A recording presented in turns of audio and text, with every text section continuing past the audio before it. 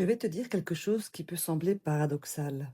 Je suis psy, je travaille avec le système nerveux, avec les traumas et la mémoire implicite.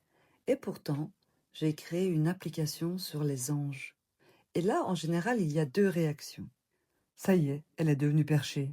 Soit tu te dis, ok, il y a sûrement un truc derrière. Et effectivement, il y a un truc derrière. Parce que quand je parle d'ange, je ne parle pas de croyance, je ne parle pas de religion, je parle d'un outil pour diriger le mental. Le vrai problème, c'est que tu ne peux pas ne pas penser. Et on t'a appris à lâcher prise, arrêter de penser ou de faire le vide. Mais ton cerveau ne fonctionne pas comme ça. Tu ne peux pas supprimer une pensée, tu peux seulement la remplacer. Donc la vraie question n'est pas comment arrêter de penser, mais par quoi remplacer ce qui tourne en boucle. Les solutions actuelles sont violentes ou inefficaces. Soit on te propose des affirmations auxquelles tu ne crois pas, soit des techniques de conditionnement punitif, type de l'élastique au poignet. Soyons très clairs, ça, ce n'est pas diriger son mental, c'est lutter contre lui. Et quand tu luttes contre ton mental, tu ne fais que renforcer ce que tu voulais supprimer.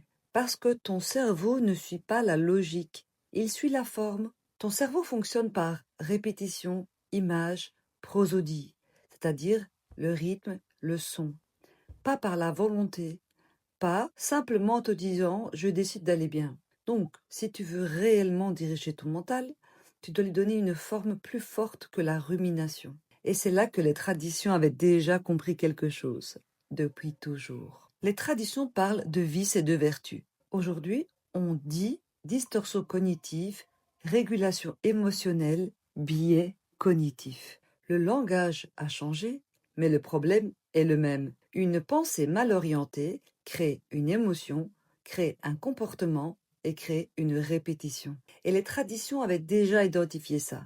Simplement, elles appelaient ça un vice. Et la correction de ce vice, une vertu.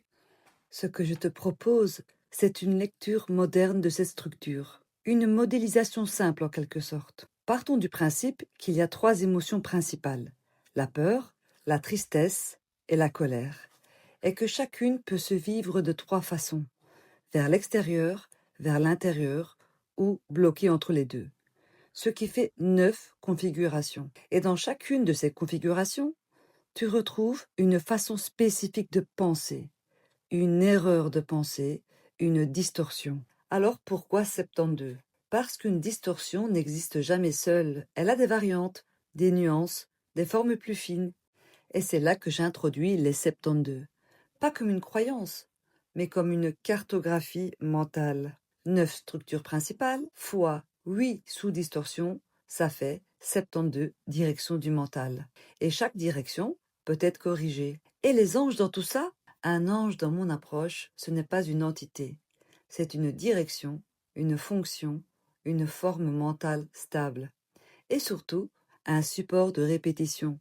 Parce que pour remplacer une pensée, il faut quelque chose de mémorisable. Une phrase seule, ça ne tient pas. Mais une forme, plus un son, plus une répétition, ça s'imprime. Ce que fait réellement mon application, ce n'est pas de te guérir, parce qu'elle ne remplace pas une thérapie. Elle te permet de ne plus alimenter tes boucles. Chaque jour, tu as une direction mentale, une phrase, une répétition. Ce qui te permet de rediriger ton mental sans te battre contre lui. Et là, je veux être très claire. Si tu as un trauma, tu ne vas pas le régler avec une phrase, on est bien d'accord. Mais tu peux arrêter de le réactiver tous les jours. Et ça, c'est déjà énorme. Ce que j'ai donc fait, c'est de relier ce que la science explique aujourd'hui et ce que les traditions observaient déjà. Les traditions utilisaient des symboles, des répétitions et des formes. La différence, c'est que moi, au moins, je t'explique le mécanisme. Parce que le vrai objectif, ce n'est pas de vibrer haut, ce n'est pas de manifester, c'est de stabiliser ton mental. Parce qu'un mental instable déforme la réalité. Et un mental dirigé crée une trajectoire. Et si je résume, je n'ai pas créé une application sur les anges parce que c'est plus joli ou parce que c'est spirituel. Je vais dire pas seulement.